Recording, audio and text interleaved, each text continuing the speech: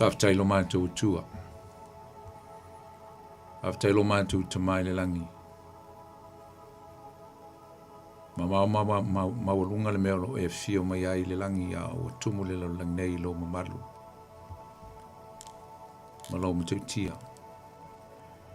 Taftai lo anga le leile nei aso, mātango fio e whapopo mai aso lo mātou ola. Whai ono mātou o lia mai nei taimi o le mātou wholaunga. Nei aso e whapopo le tua ia i mātou, sa mātou i e whiau mga luenga. Sa ta apelau whanau i lunga le nei whungai le ele i whiau ma tiute, mea sa mātou iai. Whaptai wa e te tai mailo mātou o le nei whiawhi lau lau whi le mu. Whaptai te mā, ia vi ia lava lau swafa e whamavau. Whaptai le tua o no le whaoltanga ala ia Yesu Kiriso. Whai ono mātou maua le whiwhia mo le sautonga. Maua le wha moe moe le tua le ola o mana e saunia moe mātou. Le ola e whamabau. Whaptai le tongi ola, whaptai le tua no le soifua lo wala pele to tasi. Vi ia lau whio whaptai tele te mā. Mātou atu le nei whiawhi tu inatu ia atu ele mātou Paul Klame. Se e whatasi mai, mai mafuta mai a e mātou. Te whaau mai le mātou mta upu, le a mātou talaina lau whiong pa ia mo mātou whasoa, e nei fwoi pō. Talo i nei e whamnui e o tangata, le a mātou mafuta nei e whiawhi ala i la upu. Sau noa ma, whai talai o nei pō e mātou whalongolongo, whaongaina le au auna whataua. Whamnui atu e o tangata nei e whiawhi. Nā se mta upo le a mātou tala noa nei whiawhi mai lau tuspa ia. Talo le tua, mai o onga. Mai me mātango fie, mai le sosio la upu. Si o mātou, ai mwhenua le whiawhi.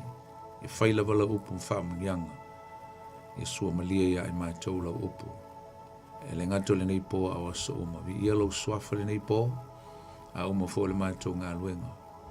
E a fo ia tupe ia ato ele vi inga. O le whamanu ma le whani tanga. Le mamalu ma le vi inga tamayo o le whamabau. Ono Yesu o mātou talo tuai. Ameni. Patalo whātu sa mo le ni whiawhi i lau whasausaunga. E le ia ma le malo si o tātua tunu. Patalo whātu i nai o tātua tu asin sina. Ta mamati nā mātutua o mafuta mai. A mise foi o auna pa ia le tua. Lo fa penao na mafuta mai le tātou Paul Klame le pō. A talo whātu lolo Samoa. E wenisi o mafuta mai tonu o mautanga sangase, e ngata foi leo tonu o whalpui. Pa talo whātu i ato tō ma le nganga whiwhia. Ia le ngata foi lea, o nisi o lo o ngā lulu e nei whiawhi. Pa talo whātu i ato tō, po whiose meo e whenga luenga mga lua e nei whiawhi. Ia, pa talo whātu ma whamuni atu ngā luenga nei whiawhi.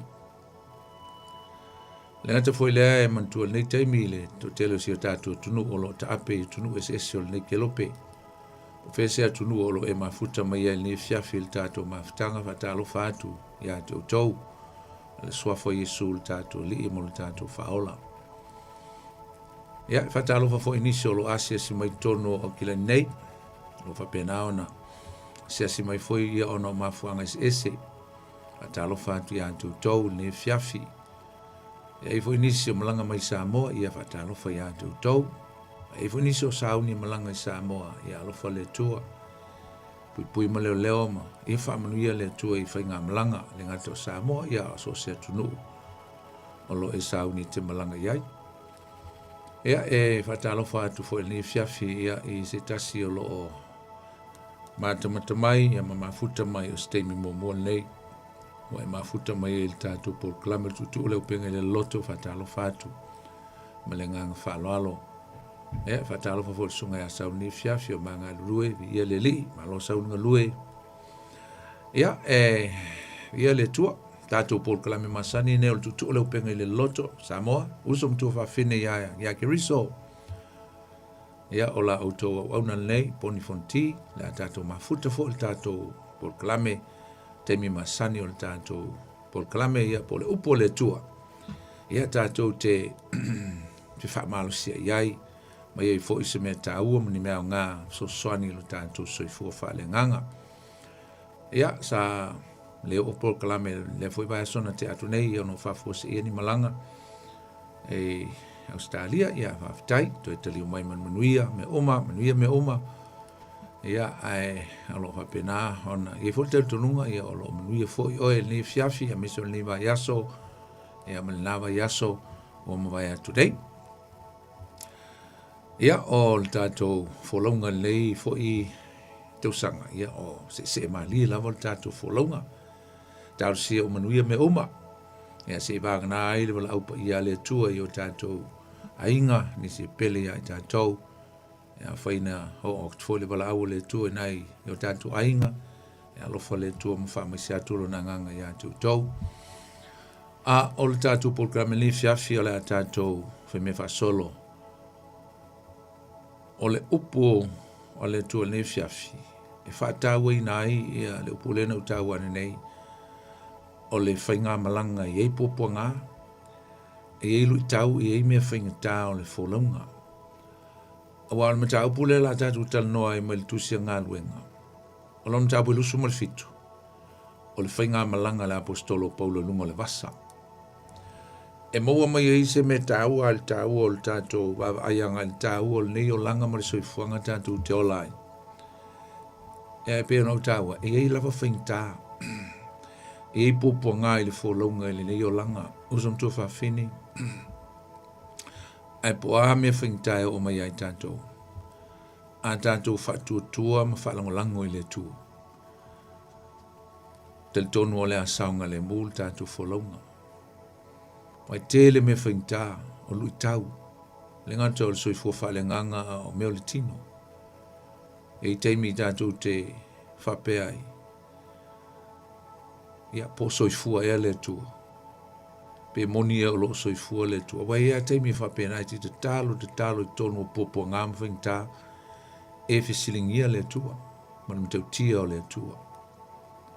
Ailo te tonunga o teimi wangata ailo tātou i loa ma lo tātou malosi.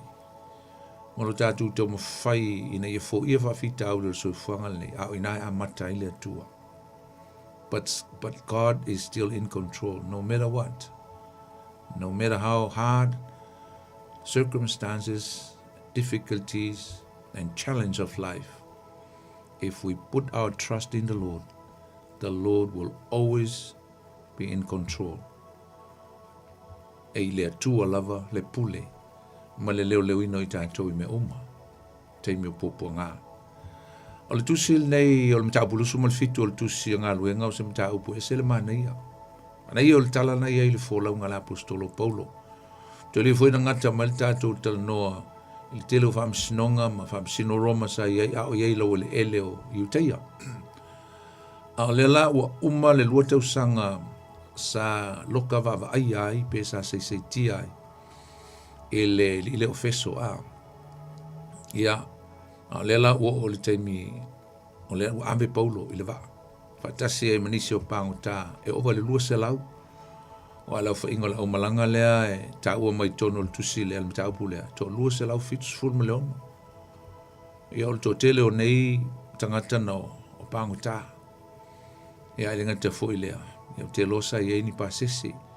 Ia le ngata fo I lea o le o loa, e misi o le tō tele fo I lea o vaa. Salo lea o vaa, po se me le tō lus fulu mon tupu. A ese le tāua pe a tātou, a lau whaite wina sina vaenga.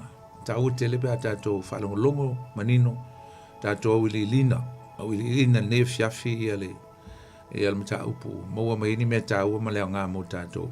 Papelon whaite wina. Ua tuu ino follow atu I mātou Italia, ia po Roma.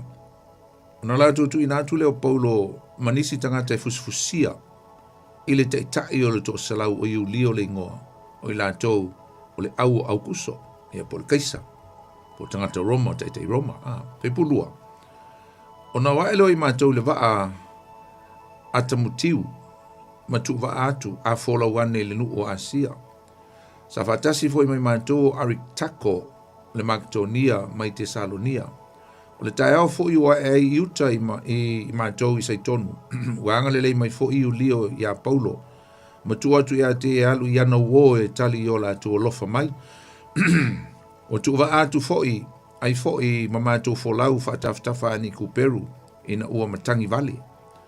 Wa umano folau i le vasa fa kilkia, ma fa pa fulia, o na oleo i mātou i mura, o i lukia, wa mawai foi e le teitai o le to salau le vaa alesania, o le a folau o tuai i Italia, i po Roma, o wantu ina tuai i mātou, ua tele ngese o na mātou folau o tele aso, na fai a le o i mātou i ngā tai o ni koi, o ni toi.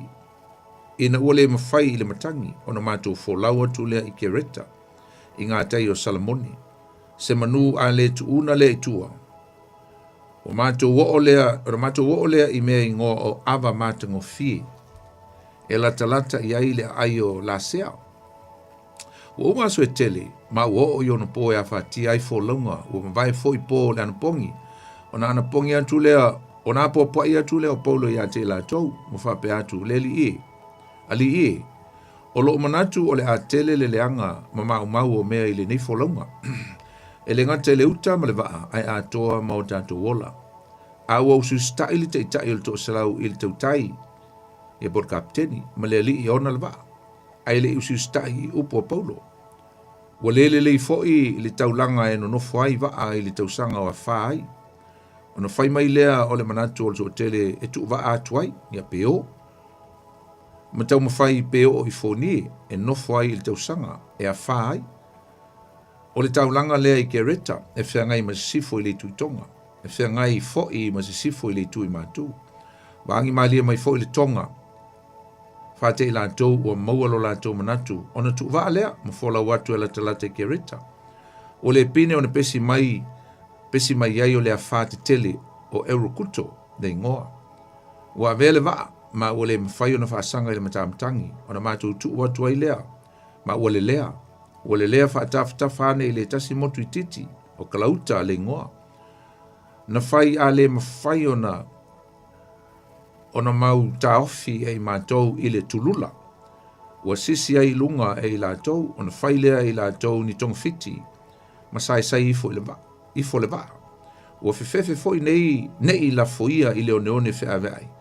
O na lātou utu ifo lea o mea i lunga o le whanā o na le lea ai lea. Ua matua whe la fua ina i mātou i le whā. O na la wha i lea i lātou i le tae ao leuta. O le aso tolu o mātou la wha i ai o mātou lava lima le vā o mea na i le vā. Ua tele aso o le iloa ai le la po fitu. Ma ua tō ifo le whā tele ia i mātou. Na i ulea ina ave e sea umalava o lo mātou wha moe i le ola. Whata ua le whai ngā malanga. Pea on tātou talanoma, ta watu le amtanga le tā ua o le neitala. O se ata o le whai ngā malanga o le soifuanga, e ei popo ngā mwhai ngā. O le whai pumomua. O le walo ia official na handover po watu inatu paulo i ampango tā. I limo Roma. I le puipuinga a tai Roma e pe ona tāua. Ai sa le na o paulo na malanga ai na ave fatasi o ia ma to telo nisi paung tā. O le tai o salau le tau mai i tai Roma e ngoi ai u lio le ngoa. O ia lea sa leo ina pe na bama ai le paulo ia ma paung tā. Ai mai se a paulo. O le meu tātou mai tawina le tala. Pe ono whaita wina le vanga lea. E wina tu ina atu paulo i lima o le pule ngā Roma. Ai sai lalo lava o le pule le tua me uma. So God was still under control, even though that Paul was handed to the hands of the Roman. O la lava i le pule le tua, control le tua me uma. Awa e ui lava na tu ina atu ia paulo i lima o Roma. Ai sanga le lei ma tuina le tua le loto lofa i tai. Na mai se tai leo Iulio. E anga le lei ai i a Paulo. So le lava e leo ina e le tua i a lana au auna o Paulo i le vaenga i le amtanga o le whainga amlanga. O le whai upulua. O nae wha ilo mai ai whae ino le au malanga. Le wa yei Paulo mai le wafu, e ta o ata mutiu. Ia po se vaenga o Turkey le teimi le nei. Ia matalona nga ia tu le mule va I tonu Asia, matau li o lau ele amino o ngā sami lava o ngā sami o Kaisereia. Po tonu lava o le vaenga o Iuteia. O lo ta ua mai fo I le whaitaunga, sa o malitangata te Salonia I ngoia Aritako. Ia le ngata fo le o Luka. O le elu pule a sa mato o le ringa o Luka le tusi tala le tusi. A o le fo I ave whaapangu tae ma Luka. Na o ai lo nuinga ele whatamala le tua na iese au malanga po ni se masani ia Paulo e mawhaio na iei whatasi a company ina ia Paulo teimi umo le o whainga malanga. E fōlinga mai la ua le amtanga o malanga, e pinga nao se vaala I titi. Lea ua fōlau mua tua I tutonu o ngā sami lava o Kaisereia. Ai eile si taulanga o vaa I luma atu, o le ele wha moe, pe ona whaitau I nane nei, e whae e aile au malanga ma le uta atoa I le isi vaa tele. O le vaa tele lea e malanga tu sa o tu lava. A ngai I Italia ia po Roma. Wai le mawhai esta mai vaa ona kolosi pe a ngai I lunga o le sami o Mediterranea. Ia le ngata o le sou, ia aima mao fo I le alu I Roma. Foi pe tolu na iai, foi lele whamatala mai e ui sa ave Paulo whapang ta I lana malanga, I le pule a Roma. Ai sa le I matua I mamafa te lele sai tianga o Paulo. Ai sa anga le lei ai ta I Roma, sa va ai o ia. Ai sa, nei lo ina o tau nu le vaa I le a ailo sai tonu, ia po le taulanga vaa I sai tonu, le no whamatala I nan, le no whaitau I nan nei. O nae whapea nanga le lei ai u lio ia Paulo. Ia ma te tala atu Paulo ina I alu I ona ainga, ia po ana wo, no nuinga, o le paungta a lei le anga le lei, ona o le alofa na tu ele tua I te tei malanga. Ia wanga le lei ai te tei malanga ia Paulo. I sina teimi na malolo I le whainga malanga I. Ia na te tala Paulo e alu e asiasi ana wo, ia mese fo ini ona ainga. O le whai poe whanae, sa whamai sa uia ne ai la tau le wala I titi lava lea, wala tei ku Peru. Ia alo ese mai matangi malolosi, e whaasanga mai luma. Wai loa ai o se malanga e whaingita I le amatanga, I le whaingofie I le amataina o le whainga malanga lea. Le wa amata ona ngiangi mai e le matangi e malosi. Whamai le ona alo ese lea o sui lea la waa. Ia maa ia tuanga I le nuu lea o ku Peru. O seile I ona po, muzom tō whawhine. Sa o ina le lei la tau I le tūlanga o teimi, matau, ma teimi te tau ena malolo, ma teimi te tau ena wha waulu malanga. E masani ona wha moe foi kapiteni I le matangi e una ina le waa e wawei o no. So swani le matangi e fō la le waa. Ai a whai oso mai le matangi luma. O lona winga e whaingita e le oso malanga whaingofie. Ona whai leo se whai unga al kapiteni, pe wha wau le malanga. Ia pe wha tali ni aso se I malu. Whai upo e lima nae ta ua I whai mai ua te atu wasa kirikia. O ingo le sou lea ma le wa na alo a nga I Perea, a nga I Kuperu. Ia mai o I lava ina kilia atu o ngā sami e ta o kirikia no whaitauina o ngā sami pafulia. O na tau nuu leo malanga. E le taulanga waa lea e le nuu o mura. Le no whaitauina ma le whaiupu e lima o mura lea. Na suia ai mai le waa lai titi a ngai le waa tele wha ua il malanga. Na sifi mai ai le waa lai titi a ngai le waa tele. Wha ua il malanga a ngai Roma. Ia mao se waa tele ia e whaiona a me elto telo pa se se alingata foi ia outa. So now they board another vessels, the bigger one. Me whaiona handle ele waa lea, me whaiona ona maule maa losi o le waa le, me whaiona o le malanga I se mea mamao e misi o se o ngā sami ia o le a oso I se a wha po se tangi maa losi. Sale I whaingofia o le mea tu te lo sum tō rafin. Sale I whaingofia ia Paulo le amatanga o le ni whainga malanga. Awa fo isa le mauti no e Paulo. Sa ona le ilo ina po ani mea le atu tupu le amatango le malanga. Ai wile, sa tu mau le fa tu o Paulo. Sa tau fiofi pelo na loto i le tua. Ole si au vaenga le au malanga. E pe wa amatau na tau le mautonu i o ngā sami o te atu. E matau le i o atu le me siliona. Te tele ai le whāle ai le malanga. E whapena fo ilale soi fuanga usum tua whawhine. E iwa i teime o soi fuanga le tātou te. E o tātou te o i mea whainta. Whawhita auli. O ni mea sa tātou le mana na o e o iai. O ni mea sa tātou te le i filifilina. Tātou te le i fuafuina ai te i lava ua o. Whafua se i mai. Ia ni mea whaingata o soi fuanga. Na usum tua whawhine. E awane ngalo. O lo soi fua lava le atua. O ia o lo si la fia e le atua mea oma. So just put our trust in the Lord. And He will take care of everything. He will in control. Pea whai tātou te whātua tua ma whālango lango i le tua i teimi whaingta. Le lopo e ui ni me whaingta o soi fuanga. Ia po e nisi o le tātou au pele ni e fiafi o i eni whawhita auli. O lo e ui ni mea o le mauti no o le mautonu. Tā fiofi lo loto i le tua. Just hang on to the Lord. He will never forsake you. He will never leave you. E iai le tua i tonu o popo ngā mawhaingta. E umalolo malos, saulo le tua i lona taimi. O atu le whai upu ono. Ia, le ono ana i se furu lua, ia, le utato, upu ono na wa amata mai ona sui mai le, whamatala mai ai le o le wafou, i le wa ala poa. A ua sii fo i la male. To ta mai o sami. Mo lolo wa sami.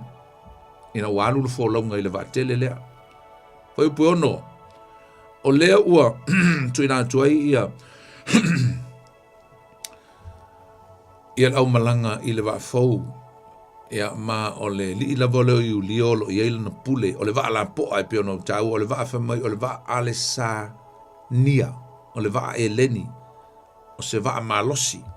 O va te tele ia e masani ona pe ona tau o va e ave ai pase se to tele ai la o fo le saito mai ai kopito e ai ngata fo ilea mai Iuteia i po Israelu ia manu o le vai mele tu tonu o sai tu tonu e la o le saito e ave Roma le la e mana o mia le va pau yo tu ai nga va e fa yo na malanga le sami metri se me mau ai sa ono le matau tia o le so o le sami.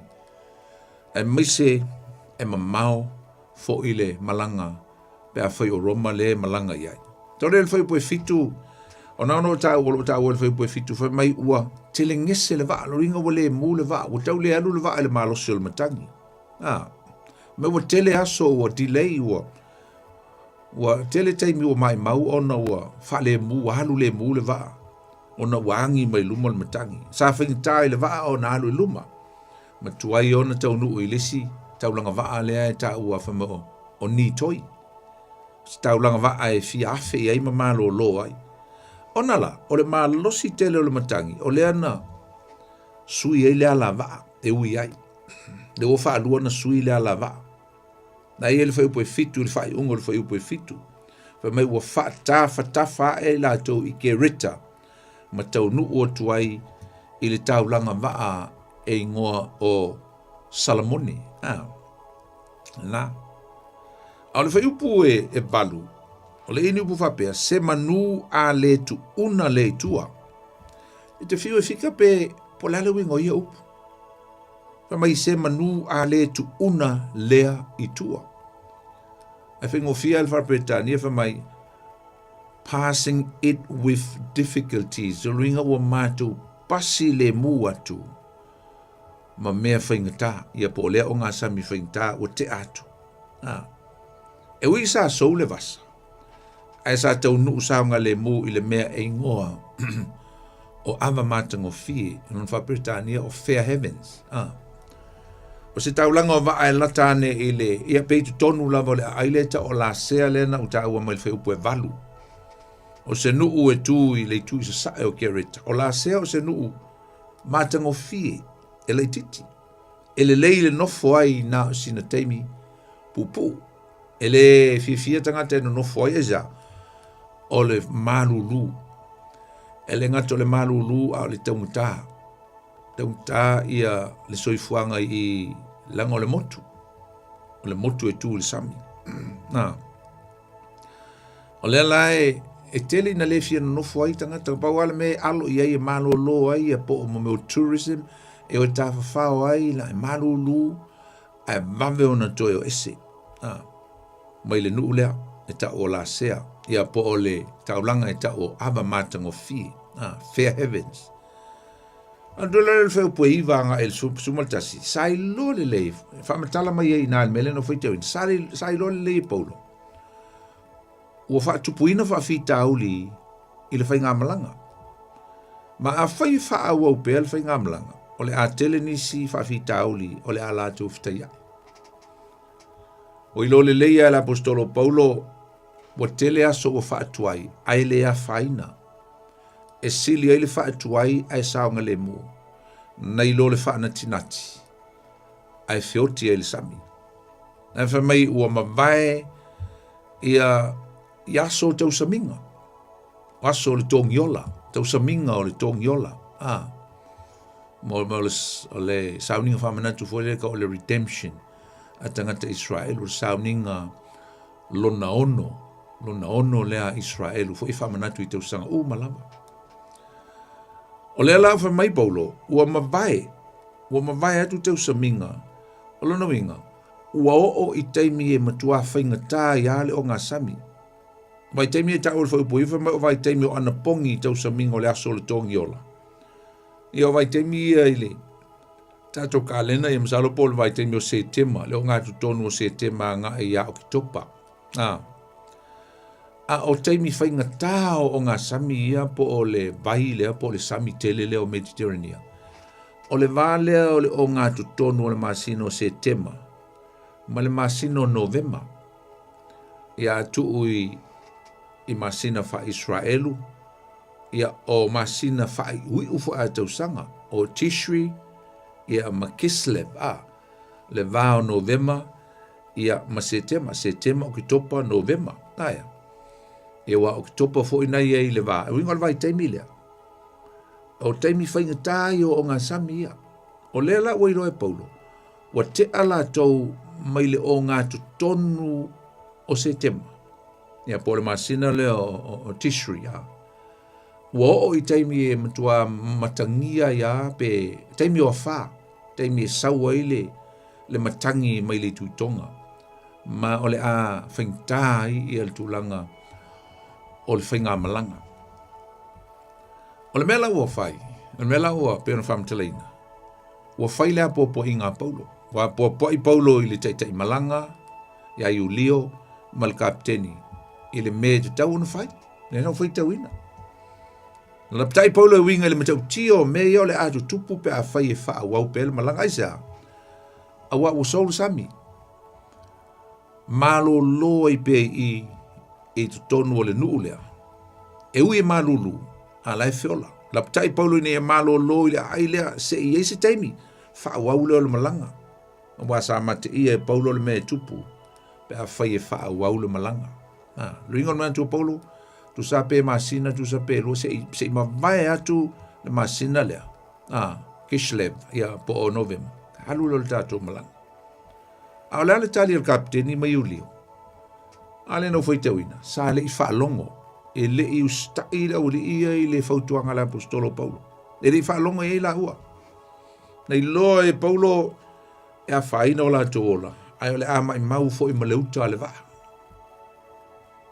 e mana tua e fai le fautuanga Paulo ai le ai maseanga vaa po se poto Paulo i le ngata i fale wai le uia stautai ele i faia le se fautuanga Paulo e fua i sona i loa o le sami ia manitau e fola wai awai le o yes captain ai sa fua le fautuanga Paulo i le langona ina o se musumusunga mai le nganga o le tua wa utau a fapea sa i loa e Paulo se faalinga mai le atua e winga i le mea o le atupu pe a fai e a o pea le whainga amlanga ia peo ese mai I ava matango fie ai wha waulu malanga.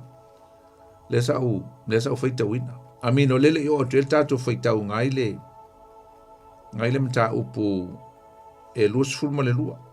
Ai tau mai ai sa saule angelu le tua mai a te ona po. Ono winga a tato vavai ai le mea toa. E la ngona e paulo le musumusunga le ngango le tua. Toe faali mai le tua ia paulo le me te una fai. Au la uli ia. E uina atama mai ma poto I le sami. A meser kaptini. Ai le aiso la tu iloa I se maftanga fale nganga ma le tua. Amin. Ai foi pue lua. Ai foi pue suma le lua. O le mela utupu. O to tele o e mali lie e faa wau le malanga. Ai toi titi fatasi ma paulo e mana na o e fatali. No foi pe I ava matango fie. Ai foi pue suma le lua.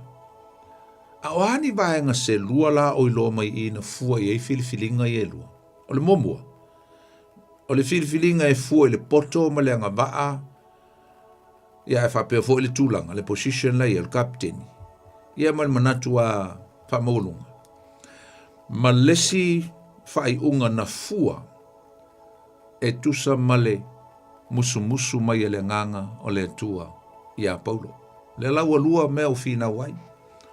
A whai ato tele tangata e mana na o yo. Lalali unga nei. Na oa. O le nau o e na mana na o e malanga loa. Ia tau mawhai e o ese mai ava matango fie. Ona o le whawhitauli. O le ala whawhitauli. Tau ngata.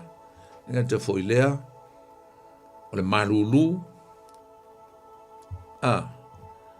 Ai a foi nie le fia o iai. Ia, o le ai matango fie. Le fia o I foi nie fa mai e manei ai na. Tele mea tau mawhai mawai. Tau ngo fie. E meise e le marulu e mason whana. O foi nie tai pe o se tasi leo ai e kereta. E fia no foi tangata I teimi o wha. Ona o le saunga le mu. E ale mela le mana o le vaenga lea. E mana na o sola mai lisi whawhitau. Au le la o atu le sami lisi whawhitau. E le ase se sengo le sola mai li urosa. E la kufika ia I malionga. Na. O le la o ese mai o no whawhitau. O ngai le fia ngai whawhitau. Ai ngalo e lato. E sili atu te leo le whawhitau. Le whaatali mai lo. Mai sa.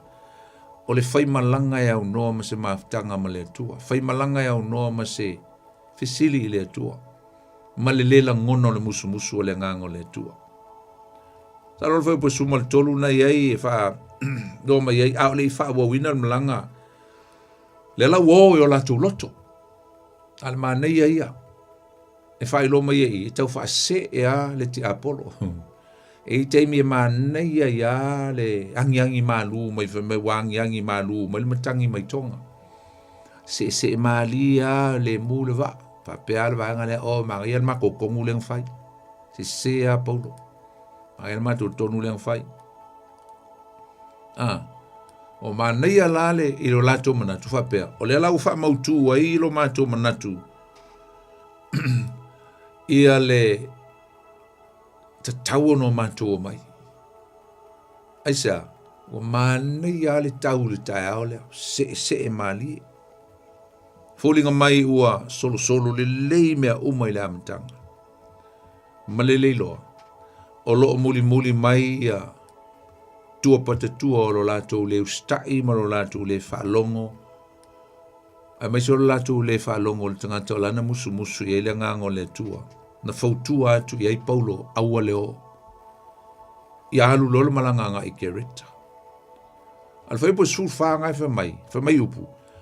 Ai ua le pine o na pesi mai lea o lea whāteli. La le ngō lea whālea. O le eurokuto. Eurokuto le ngoa.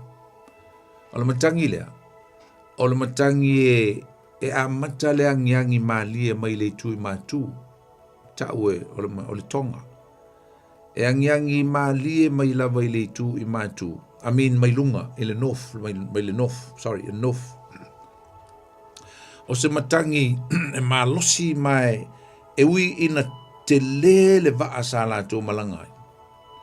Ana matua yo yesi tulanga matautia ile felafo ina ona ole malo si tele ole matangi le wo matul se ele mu a ole la ua la to tel tonula ile sa ol fotuanga paulo ole matangi le ole ua kuto fai maini si ole matangi fa te bolo ya utele moti noa upesa ai na paulo me ute lo ile matangi le la susu ya elua upolo ia i tonu ole upule ole euro kuto ole euro ia po ole upu eleni ole Eurus ole ruinga ole east wind po ole matangi mai sasai sau mai sasai e makaulia lala euros ole euro ngai zawai ole atu Europa ole Europe ruinga ole matangi sau mai le tu lea sau mai le tu makavole Mediterranea e so o ato ai Europa ile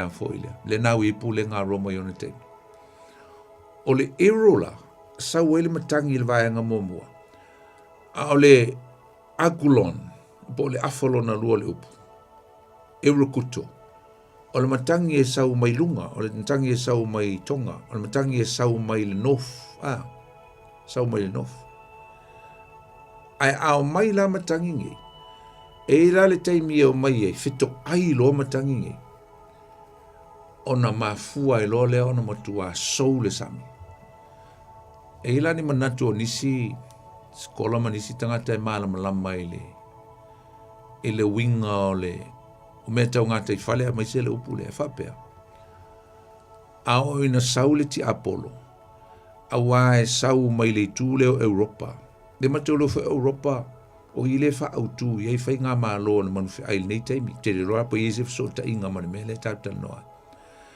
ai pe a sau le malosi o le matangi mai i le tū lea e sau e wha lave i porka la me le tua ona sau lo leo le matangi a le tua mai lunga mai le north e tau la le matangi lea o le northern eastern wind o le fo matangi fa papea matu i sasai le matangi lea aisa e mitil o ngā tutono le sami ia o ngā whetau i lo lea nga vai lola ia lea po pe malosi ti Apollo pe malosi le tua amen a le na whai loi e ui na saule ti Apollo e pe folinga e wha lave ile malanga Paulo ina e fasio tia le au na le tua ai le mawhai lava ona le wha taunu ina le promise le tua ia Paulo e te tū lava i luma o le kaisa e te o i Roma po le ala wala le mawhainga tā o le malanga lea ma le oti lea ua fe ei tangata ile ngō sau leo kuto e sa o sau le matangi mai sasai sau mai le matangi mai lunga fōringa mai le ua feto ai i le malosi o le ti Apollo e vai e li se malosi o iai ma le malosi o le atua whai loa i loi i le malosi o le atua lea le ai ma se ola o sesi o le au malanga na feoti ai i le matangi le e malosi e ui na malepe le vā ai tātou te o tia i le whai unga le tala i na ua whai loa le matau tia o le atua o se matangi hangi whaafua se i mai lava i lunga o ngā sami leo Mediterranea to le foi menge o asio e pe o le feto ai o matangi lunga le ea le yonga pe ia me o cyclone me o asio fo ia sa lo tai fa pe nga o mal me le o tupui o saule matangi me le si pito saule matangi me le si pito feto ai lo nga le ila e malo si atu le atu nga ilo si si amea amen lango lunga le no place o le si matangi ringa the will of God comes from above. And whatever comes to destroy the people of God, it will never succeed. It will fail. But God will never fail. Ele faya ina le tua. O le foi upu fai lo mai e tātou tūlanga ole. Sui fa fo se o me ma fauina e o mai i le tūlanga ese malamatautia. Mea sa tātou le manatu e o mai rusoi fuanga. Ai fa fo se i lawa. A la lava i le tua tau sima leo sfai ngā mlanga sa file mua la matanga ai fa fua sei lava noso mai le whama losi ma le meo ai o la we o fefefe o mata ta'u le au malanga. A mai sala au whaafia poto ina whaia le tonu. Malango lango e isi, to tele isi. Vaenga le ana, na mana na oio. Nalan me lau tupu inga o saule wakuto. Ua whiei. Whiei le fia fiola. A pena uma lava le soifuanga le tatu te iei usum tu whawhine. Solo le leia mea uma. Ni te mi solo le mea uma e whawhua se ia no o mai whainta me tau tia e whate ia hai tātou. I le file musa iai. Nā se mea whamanatu mai tātou le tala, ia tātou whaa lango usum tu whawhine, tātou whaa lango i le tue te mi uma.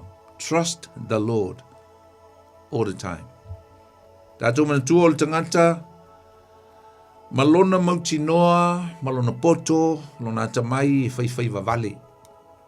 E vale. E taimi e le manui ai, ma whaalenga i rai mea uma, ai o le wha tua, ma le wha moe atu i le tua. E saunga le mua i mea uma. E po suma 5. Na wha mai, ua avea le wha. Lona winga, na wha mai wha Britannia. And when the ship was caught by what? Caught by the wind. Caught by the hurricane. Ma ua le mawhai ona whaasanga i le matangi. Ta mai ona mātou tuua i lea. Malelea. Could not bear up into the wind, and we let the boat drive. Tuua le baa i an. La le mea ua tupu ai i le mea lea ile. Whawhia poto o kapiteni malte tai aule o iulio. Wale mawhai el kapiteni ona toe control pe whaafoe ina le foe uli o le va. Wale mawhai. Ma losi le matangi. Ma losi mai luma le matangi. Ona tuu lole o le va. E pule le matangi. E pule le atua i le mea ave i tātou. Na le mea utupu. Ua le sesi whae unga tau na whai. Ai ua tuu lo le wa ai wha ta whea i le mea loto i ai. Lale o onga tātou te mōma i. O taimi wha pēa e wha i loa ai taimi. Ua le ai se mea e toe ma whai e le maa losi o le tangata. E wha sanga atu ai i le maa losi o wha whita auli o le soifuanga mpopua ngai o mai usum tu wha whene. O le mea utupu, ua ngata le maa lama o le tautai. Ua le ilo le kapiteni se isi me whai. Ua te muuma e solo le taitai o taito salau lea na e vaia paulo. Ua ngata le poto o le tangata. Ai saulo le atua. Whamanatu mai tātou e iei le taimi e ngata ai mea umalava i loa le tangata. Le iloa wha le tangata. Humanistic knowledge. E limit e ngata. E ele taimi e ave maua laloina ia e le atua, le loto wha maua lunga o le tangata, ona o lona fia poto ma lona atamai. Aisea, ona o le wha ngalo le tangata o ia i le tele o taimi. Ona ua ave ese le wha tuanga o le tangata mai le atua. Se ilonga lava e o i popo ngafto a kakalo.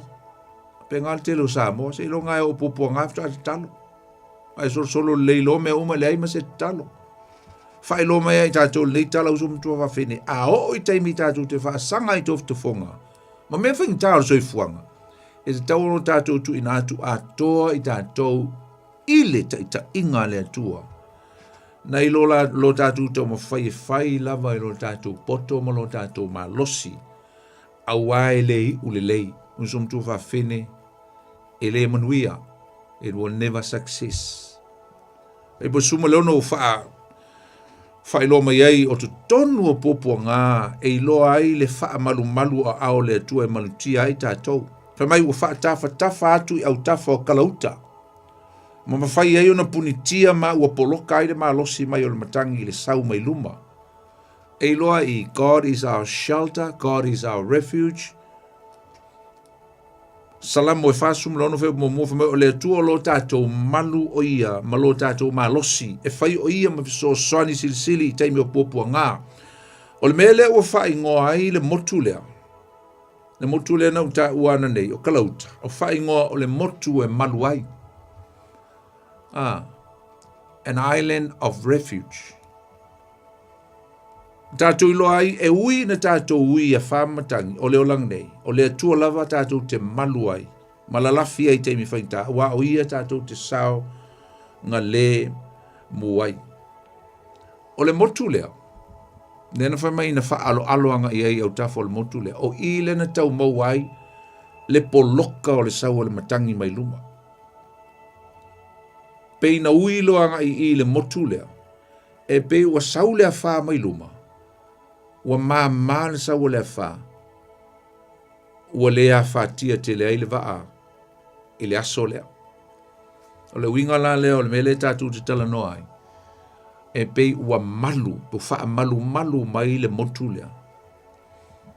Me le tātou te tāu ai o le atua e malu ai tātou. Sau a le atua. E wa lena tuu le waa e ta whea. Ai avea e le atua, avea i se i poloka. Se i tau atu ia Paulo o lea lava e la tau te o. La o le tu e whai atu lau malanga lea. Lea lava ma te o ma Paulo. A lea manui atu ai mautou. Malu ai wa kai ai o ma ai o le mwhai e ona. Tu e ma losi le wheatua i o le waa. Na ini upu whapea.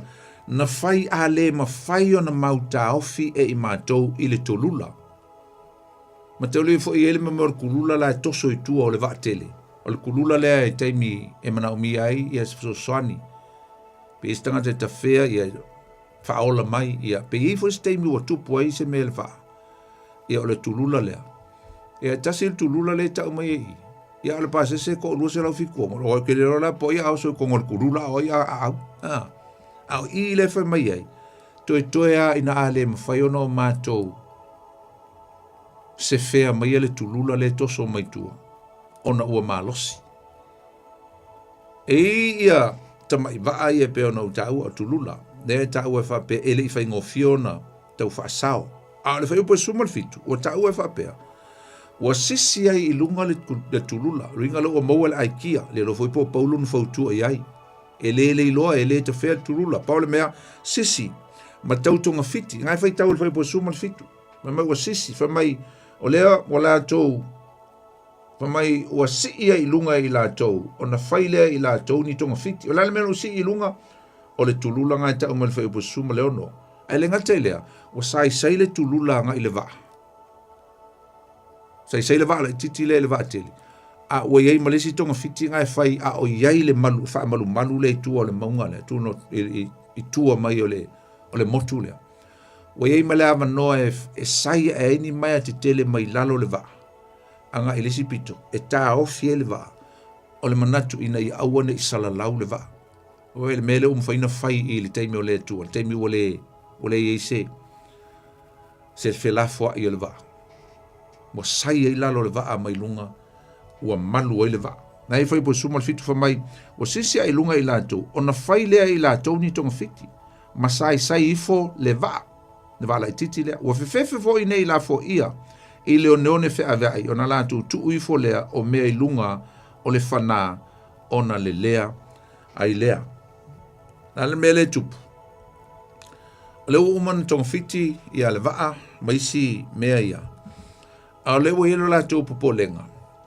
I ta milo mai i le matangi i lisi pito o na ave leo lātou a ngai i le motu lea. Langa o le motu o leo neone. E whewhewe i lātou, ina nei te i ua pa ulia ai, pe tei ai le waa i se alap o se papa, o na a vea leo i lātou o ni tangata o le a tanu e lea none i nā. Le ta o mai e i le whai upu nā wha mai a, o leo neone whe a vea ai. Talo i o se motu a o ina ta avili lea none. O matau leo fo i a ta avili lea none a avele ea, ele matangi. E mawhai ona whaaputu alea none i lunga e ua ina tanu mia. Luinga a whai e tanu le vai, a whai e poloka le vai. A e saule matangi ma mai leo neone whe a vea i lea po leo none le lea al sabili. O le mea la lea po lea, ine i te i ua, whamai masai sai folwa, ua whewhewe i lātou. Ne i la foa ia i le o neone whe a vea i. O na lātou tu i fo lea o mea i lunga o le whanā. Ona le lea ai lea. O le mele utupu ua taula le leia le waa. o tu i lalo mala, na fa mai o tu i fo i lalo ia fana ia po le la. Ai fa ta fea le va. Ai uilea. Sali mana o ta fea nga ile motu le ni te wa fa ne lo no le o mo tau. Ai mana tua, e te le va enga. Le o taula, le o motua taula le tongi le taula i lalo. Ai fa ta fea le va ai i. Tongi le taula ni te uta fea i leonone, tanumia i leonone. Tongi le taula ai fa ta fea le va ai. I tau malo roa i tua le maunga lea, tua le ai o le nuu lea. Le motu lea. Lale me tatu te moa ma i usum tua fini. Te le vaenga o le sami e fa ta fea i ai o tatu o langa o le ngā luenga le tua. Ave i tatu o le matangi le nganga pa i o le tua. Ai ia mana tua. E taula umalava o tātou o langa i a Yesu. Jesus is always our anger. O ia o le tātou taula. E le pelu suma le ono, le pelu ono fai por suma le iwa o le upo o tu stala o tu se pelu. O ia i tātou le lava wha moe moenga oi o Yesu e pei o se taula o le nganga. E le mato sina ma ua mausali. Na fe mai ona la tu i fo leo mea i lunga o le whana. O ingo o tu i lalo la o le waa surrender. O le tu i lalo la o le waa matongi i lalo ia taula o le waa. It's a sign of surrendering to God. Le tua, e le sisi mea mātou te mawhaia. Pule oe. Pule oe a wha ua mātou le toi fia fōlau. Pule oe. Pule oe tama, pule oe le tua, fōlinga mai ua tau mawhainga al kapteni ma leo waa. Ma losi la vale wha. Ta au filo mea ai pule le matangi le waa. Pa pēnā tātou le telo teimi usum tua wha whine e whai lo tātou wha fia poto ma lo tātou ma losi ai ulava le ngase. Ma tātou wha pe atu le tua, pule oe le tua. Pule oe. You're always in control. So you are the master, the captain of our journey. Mana tua wana o le tua e maua mai ai le soani usum tua whawhine. E a whatia tātou I pōpua ngā e pei o Paulo. Ai o le tua lava tātou te malu ai. He's our shelter. Mai Paulo I le lual konito sultasi whai po lusuma lima wa tu tolu ona sasaina u la au wa tasi le fitongi o au maa wa tu tolu ona ma lei au I fo launga sa o iai tasi le fo launga. E po sulvalu o sumaliva. Lale mea wa tupu ina ua malama le tai au. Ua matua I te tele mai lava le wha. Wa lafo nisi vaenga o le uta I le sami. Ngai ele whai po sumalvalu. Aisea. Ina ne I ma ngoto le waa I le sami. E se me ta ua tatu te o ina mai I le mele o fai. O lafo ese isi vaenga o le uta. Wa tele mai popua ngā ia I tātou le tele o teimi. Ona e mana umia lea ma o mana umia le la fai ese o le tele o mea mamafa. I lo o langa ma lo o langa. Tātou uma. O le anga sala. O vai vainga. Na mea o lo mamafa I le tātou fo launga ma le savalinga. Tu ina naunga o le tino. Tu ina naunga o le lalolangi. Fa mai le peru suru lua fai mua. I nā tātou tu ese ia o mea mamafa umalava. Ma le anga sala e wha lave ngō fia ai tātou, ia I tātou. Ai ia tātou tau whetuli I le ala tanu ua I o tātou luma. It's a journey. It's a running. It's a marathon. O le malafoni, o le tātou whaingamalanga, o le tātou tau whetulinga e alu luma. Ala mele whai mai e tu stala o le tu sea peru. La fwa I mea mamafa. La fwa I mea mamafa. Unload the heaviness, the burdens and ladens. Ave ese mai I mamafa. Whana me lave le tātou wholaunga. Mai le ua tele aso o le iloa. A ua le iloa atu fo I ma le la, whai ua lusful, le iloa le la, le iloa ma whetu. Ma ua te tele mai le wha o iei pēle malanga I lunga le vasa. Lale me utupu. Tau me I ua leise wha moe moe o seisi o le au malanga. Ua manatu la uli ia, mai sel tō tere la umlanga, e lei masisi o la tu e whaasawina le sami le mele wa iai. Ai a Paulo le au na le tua, na Paulo lava o lo maulo na loto, lo na whātua tua. O le manatu o Paulo, I have a hope, e lo wha moe moe o lo wha tali mai le rumanai. E umanuia nei po ngā uma. O le meu tupu, o le toe vai le la, o lo noinga, o le aise toe malama mai le langi. O le whailonga leo le ai o se wha moe ola o tutoe. O le aise fiso soani, na le meu tupu wha tali leoti. Sau leoti. Ai e tātou lo le lei usum tu wha whine. Mamatina le lei fiafi. O le tua.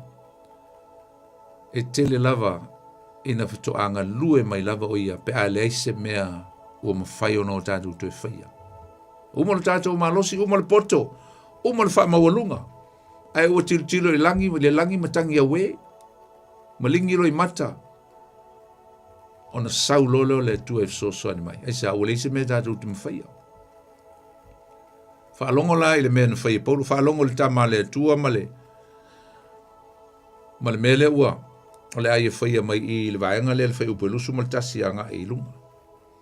O le ale mea utupu, na e whai tau e whapea. Ua le ai ma se isi e toi fia ai. Ai whai atu Paulo soli, se a ai. Le isi e toi fia moe. Soli mo moe. Ua na o le whaatali i le oti i le sami loloto o le mele wai. Ai tūlo i lunga le atali o le tuam whai atu Paulo i lau malanga soli. Se si a ai. Ka mwhai ngā ai. Le kokere angapongi a o kou ka ele matu ale o kou o mai poponga le whaka ko angapongi ma te talo ma. Whalongo mai, e te tau ono utou si stai mai a tau. Aisa, whai po lusu maltasi, ngai whai mai a. Ua lewa foi le manatu i mea ai. Wingo le imisi se koe mga kuse mea ai. O na tua tu leo polo ia te la tua whai atu. Ali e, ua te tau pe ana o utou si stai mai a tau. Ma le tu waa mai i kereta. Ona le mativa i leo outou i se leanga, ma nei mea ua mau, o le nei foi o taba po ea te atu outou. Ia outou wha maalosi, a wae le ai so outou wola i mau, na o le waa. A wa sa tu mai a tau, ana pole a ngelu le tua, e ona, o te au na iai, ua whapea mai Paulo, au e te fefe, e te tau ona e tu i luma o Kaisara, au te foi ua foa i atu e le tua i atu oe, o i lato uma ua fo lauma. Oi means e leima si oti.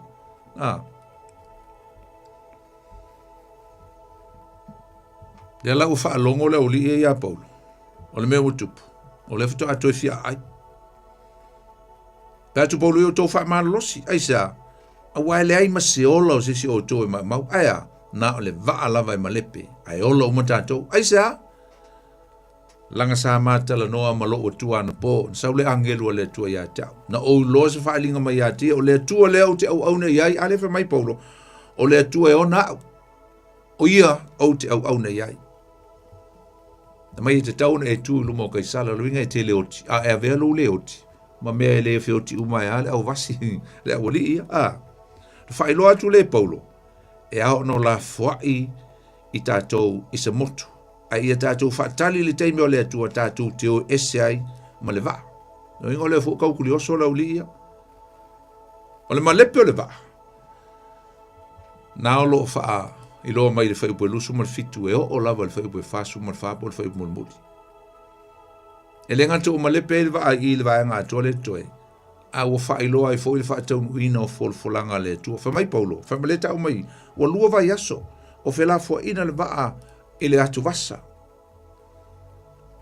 Ai wha mai Paulo, mo le manatu le ulia, a tonu wa lata i tātou se atu motu. Ai, ewi le tele o aso na popo ngā ile malanga le vasa. A o lea ua fio mai le atua i lona teimi e la vea i la tau. Sa popo ngā ina i la tau le vasa. A o lea ua o mai le teimi o le atua e whaali e le maa losi. Ma le moni o na folfulanga na whailana au na o Paulo. Amen. Ai le whaipo lusu ma le valu wha mai ua langona i lato, ua tauna fua le sami. Na i le whaipo lusu ma le valu, wha mai al whaipo lusu ma le valu. Mai ona fua tia fo i lea, ua iloa ai ua lua fulu ngafa. Ua whaititi atu, ona toi fua tia i fo lea, ua iloa ai o se fulu ma le lima i a ngafa. ona fefefe ai lea ne i la fo ia i la tau le ngawa ona la fo i fo lea i la tau tau le fa i le tau muli ma wala tau ma ua tatalo i la tau ina iao le la ua fua tau le fua le loloto le ua iai na tau le mai o lua se fulu ngafa le lua se fulu ngafa o loinga a tu i le mita ua tolu se fulu male ono mita le loloto le ua iai loinga e tasi ia le ngafa mo le fandom si le upu wha Britania ai ali liu le mita e tasi le mita 1.6 loinga e te le titi le mita ami le ngafa ami e tasi le ngafa ai tasi tesi maleono so ite tasi tesi malfitu ia mita wa vai le loloto le mele o ia a le wala tu langona pe ia o kaula kalaka i se avo i se mea matu po se island au fefela ni te ua teia i se papa ia ai o le mea tono anga ngai fina ngalo i le tua se i tau le papa ia tu o lo malva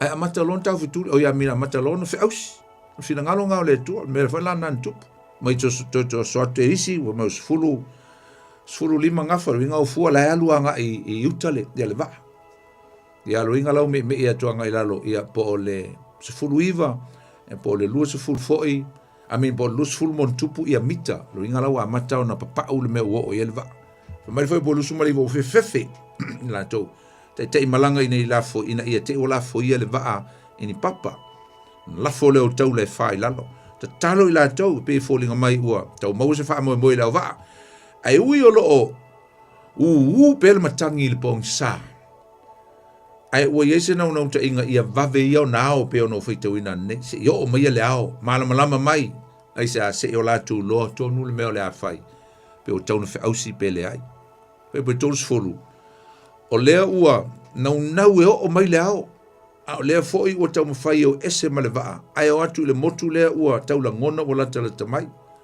o le tau mai ai nai fai upu na fa mo tongi le tau le lalo ai o tongi foi mal tulu le lalo wala le mele la tu e pe fo ringa mai o le aso sola kai malanga male mal captain ai malai la uli ai su el meo la inkia ia e fo ringa mai le menga fa mai o tu mal tulu le lalo ai fa tu paulo aua tato no foi pe e o solo se si la va oti e fo ringa be ko sola la uli ai ke e paulo ma si va e o solo tanga te lalo mo tino ai le ola usta i lola va ngale ai paulo le ona le tu sa mausalilo na loto mo no fa tu mo fa mo le tu te mi o yo se te ta ile lei na lofo i tangata tu mau pe le vala wina e ui lava o tu tonu o fita ma fa inta ai ono sai pea ono lona lofo i tangata ia la tu te o fatasi usta i fo i le taimi le tu ma le upo le tu e poi tolu tasi o tolu lua na ta wa mai e tu lai paulo ma fai atu la uli ia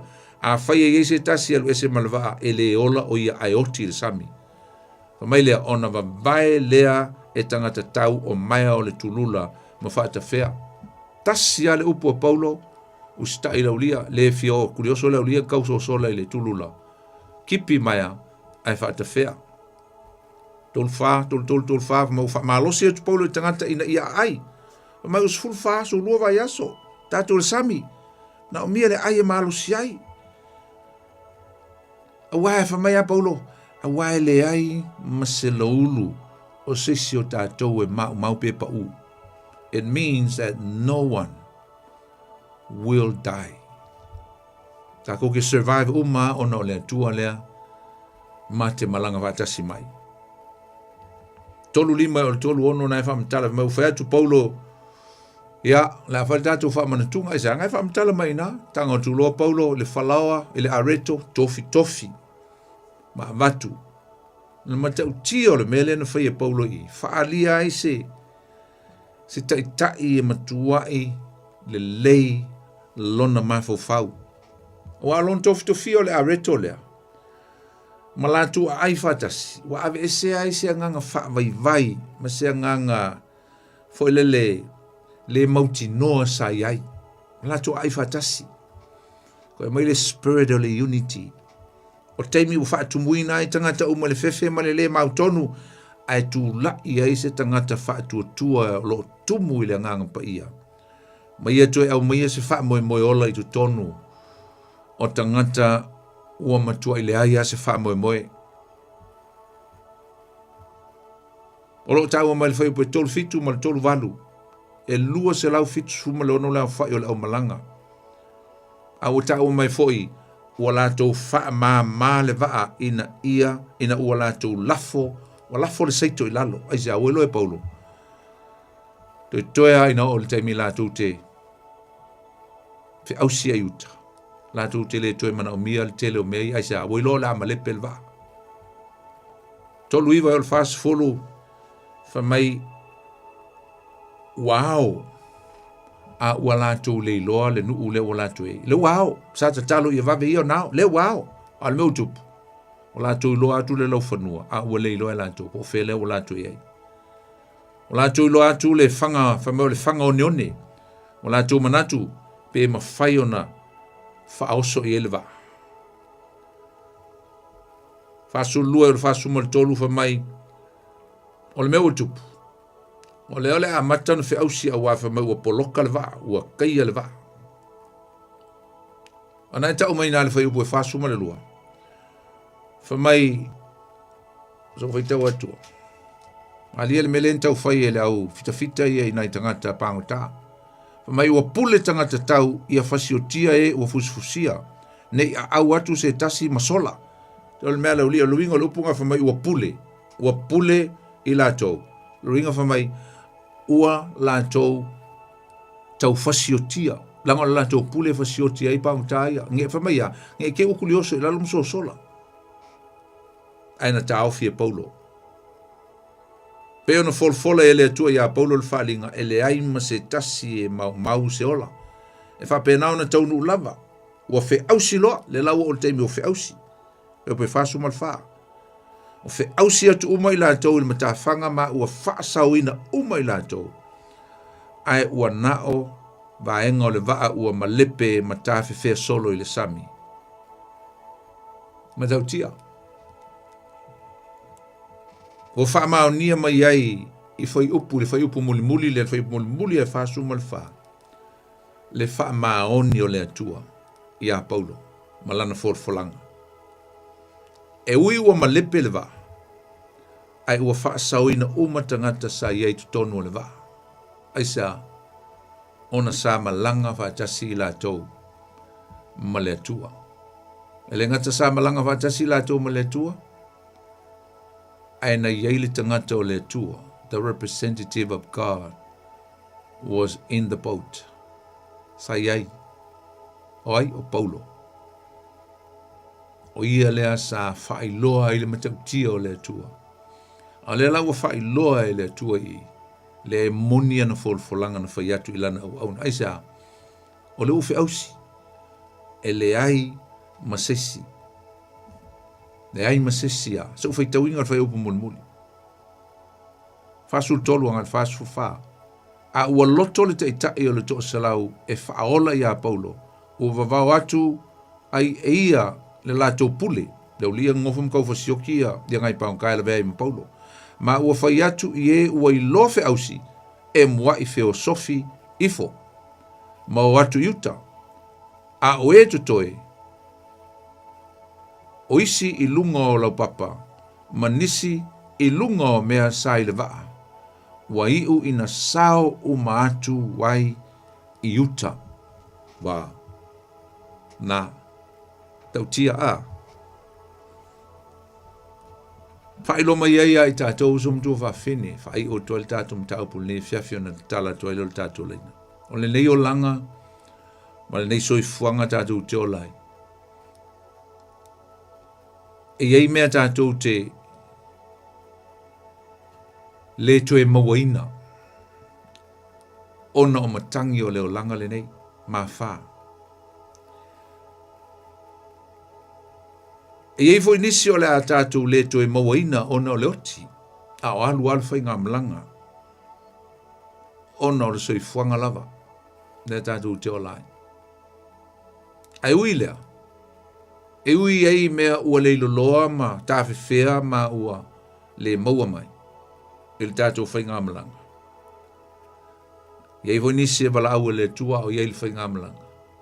E wane ngalo ia i tātou sum tu whawhini. E wha wau lava le malanga. We're still pressing on. Still going forward. Nanga le whainga amalanga e tau le ola e wha wabau. Tau le ola. Pe o le vaenga lea. Tau le ola. O le oti le na whai tau le sami. Ala le mele o tau iai. Tau le wha moe moe. Na. E inisi e leilo loa le tātou whainga amalanga. But we still go forward. E tātou te ola wa iluma. E wha wau pe le tātou whainga amalanga nga iluma. I le wha moe moe ma le folfolanga le atua. Wai e wha ilo ina mai ai tātou. Mana tua usum tu whawhine, e le pe pelo le tua. God is not a liar. E le pe pelo le tua. E tusa mana folflanga. He is faithful. He is truthful. E moni, e wha maoni, le alofo le tua. And his promises will always come into reality. E moni ana folflanga. E iei ale teimi e tau nuu ai i tātou il folfolanga le tua. E ui le whaingta, a leo folfola mai e le upo le tua, e iei le ola e whaavavau, e iei le wha moe moe, tātou te ui le ola, e ui le whioti. E ui whioti nisi il sami, e ui whioti nisi il whainga amalanga li tātou te ilanga kako kia o umai le whioti. Ta te i fo i le tau mai o lea tangata, sata wō, sesio ainga, nai wō mamae, au auna le tua.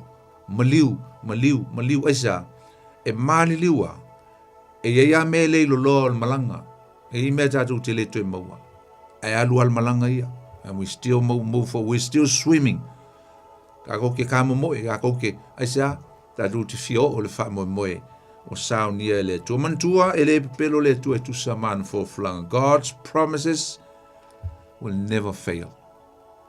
Talatu tātou leina na fia balau mai e nai walau mai le ne fiafi il tātou.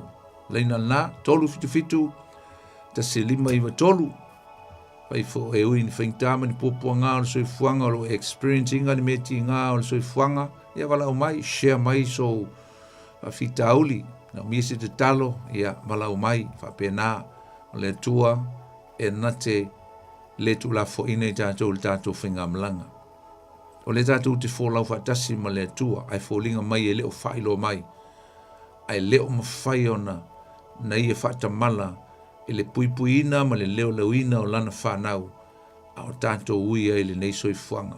Pa o lapa le mea tātou, o le wha tua I le atua, whalangolango I le atua I mea uma. Put our trust in God, and God will always take control of everything. Tātou numera tolu fitu, ta se lima iwa tolu te walau mai ai, ia. Ai ei so fina ngalo e fia walau mai, ta alofa tātou walau mamua, ta alofa. Ta alofa. La body. Ta alofa ia kopo, ma lo, labar soi fua ia joe. O se fama misi o koe la mai. Wao. Ia. Misi o koe la mai, se ma roa ma la mungui ai. Malanga whafose. Ia ngā maliu ai whafose I ein man mengi o malanga. O person. Pero e ke fa mai sa uso e boli se ka ko o kara me ko ia. Ngora si pa la ve de o. Ai te lo ali Jacob. Ia. Tau oso me al tato por clame o ile. El mele sa no foi. A o ko kile ngai foi fi au ia o. Karvo se kadile vala o limon fa lo ko kile ngai fo fa fi au tato fi lo ai ai.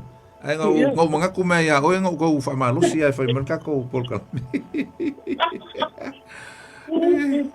Poli ba e ka paso ne tia tia. Ye le Le ma ero mainga venga le malanga pau boa. Ia. Se e malanga fa kingo venga le ai ka ko ba e malanga fa nga le ka ke ni. Ja.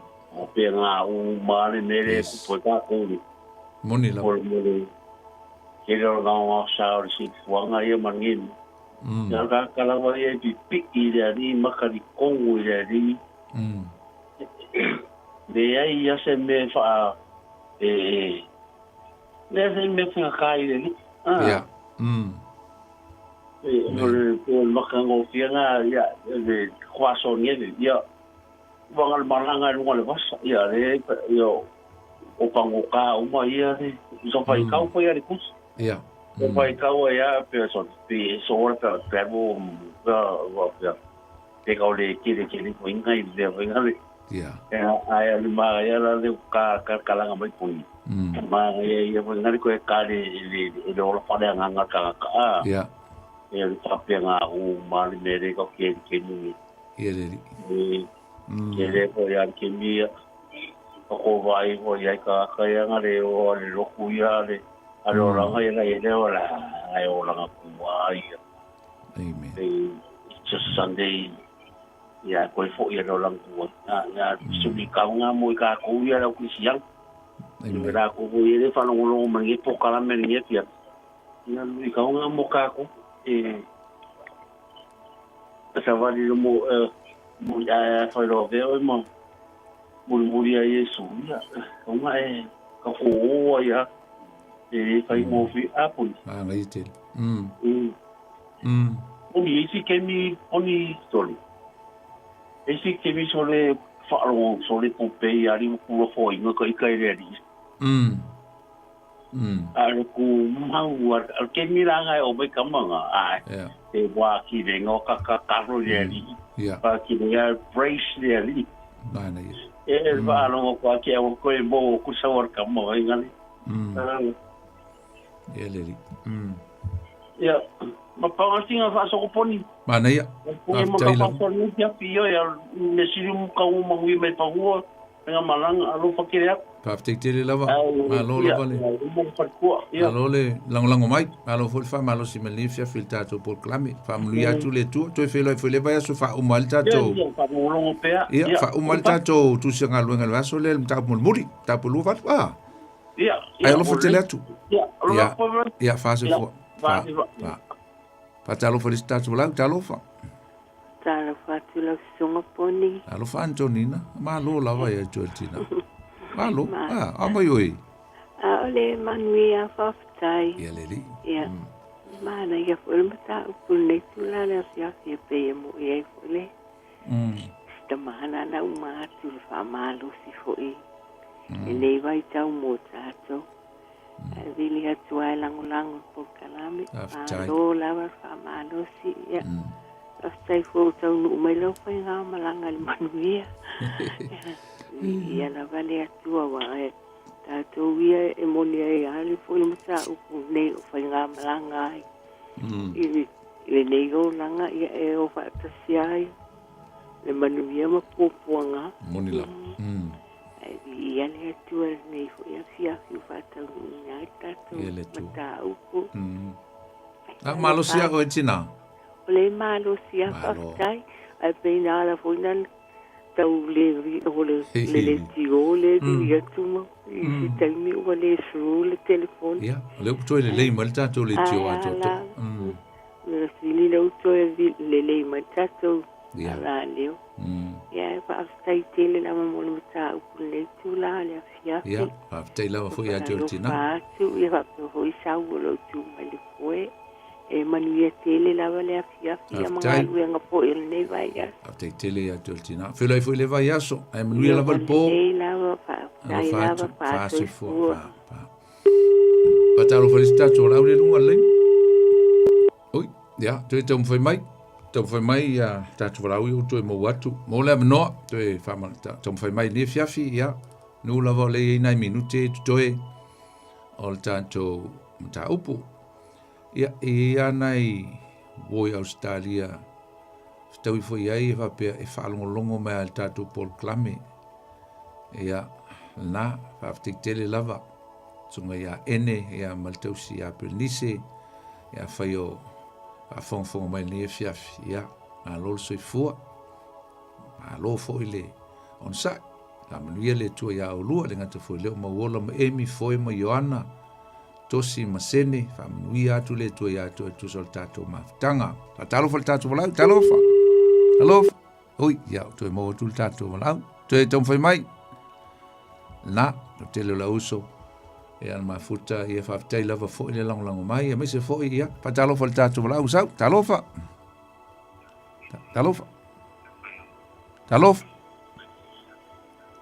Atole programe ni Radio Samoa. Ia sa no mai ngau ilunga lenga. Oi de suafa. Anonymous kilo fika wala ka mu. Ia, oi de sa no. Pero kai ngo. Oi de sa no. Mo wi ore fioma. Ia. No. Ia, oi de sa no fa mo. Marcelino la le. Ia, no, ia sa no mai lo. Ma lo se fo mo wi. Pe ngai lo tele lo la au. Hello. Ia, ngai lo tele lo la au. Ia sa no mai lo. Ia. O Ernest Winkile. O Marcelino. Ia ngau ilunga lenga sa no mai lo. Ia mas. Ia. Famor more.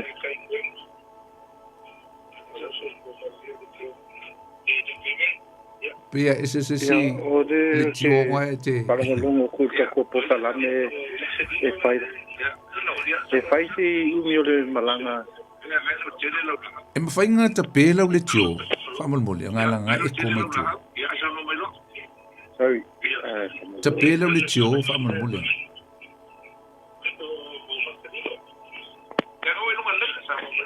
e ke mo ko I mapango fika ko lo polanga mai o ta pēlau le tio e le mwhainga le leilau sao noa pe a le pēl le tio la ngai e ko mai ia sao no mai lo mo ko yo fia la vale ko pasoni aftai ai si umi ko yo malanga ia ela e kau kusali marmeri ko ni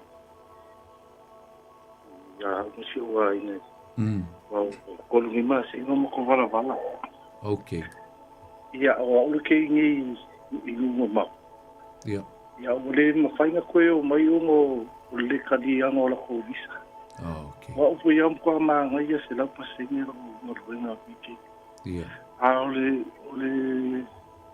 lo ma fo le ke ku o mo ni ku ko fo I sa mo e ke fa kasi mo se fa ko lo mo se ko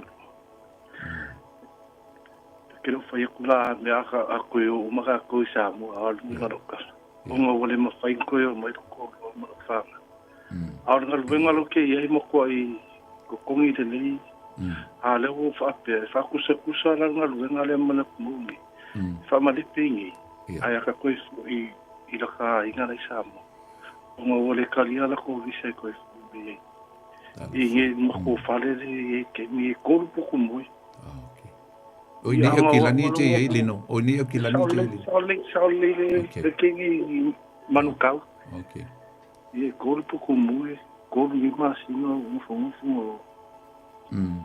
o le ke mi mo fe le o fa ngulu ko po ko ra aftai a ko mo aku ke fakua ngai ang wiare ye ku pere ba ale fa kafe ia ai ka ko oi fantasi mo ko pangau ai ku ken mo wiare ko ko mo mangal wenga koi kongi de lei ako mo makoyo mai I gusila spe ia e mo foi sinal na mai wa o fale le ko mo a lo mo lie ma ya fa ye de ko yo mai lo mo fa ye si o mi ma la po ia ta fa lino ma ka mo fiere na oela na tino folo fale lino okay te o te mi fa pe nei lino ia te loe o te langona tu ngalo loto malo anganga tu sai male meolo e malanga nei le teimi le fingo fi ia na o le tu lava Mwhaiona maua mai se soani whaamawhanaina oe. Ma futa ile li talo. Ia mai papena ona tangi atu ile tua ina ia whaasino mai se awala. Mwhai ai ona toe so tai o tau masi o ainga. O masi o tolu masi o whanau. A whai o le malanga i Samoa. Ia, ne lopo le fina ngalo leo le tua, toe tau mwhai mai ai. E ia awala le tua e le iloa e tātou, e le malamlama i tātou. E ui teimi tofo i tātou e le tua lino, se lino pe tātou te moni lo tātou o le atu mo le tātou whamao ni a te ia. E umalo le tātou iloa, e umalo le tātou whamoe. Ngā lue mai lo le tua, e ngā lue le tangata e sila fia le tua lona loto ma lona fatu. E alofa i a te ia toe, ia lona fatu o tuanga atoa i a te ia. E moni lona fatu o tua i le tua, e mawhai le tua me alino. Anga le atu le tua i a te oe, ta poni le tatu pol kalame, ia le amana tua atu oe leuso. E le talo le tātou whai ungo le tātou pol kalame.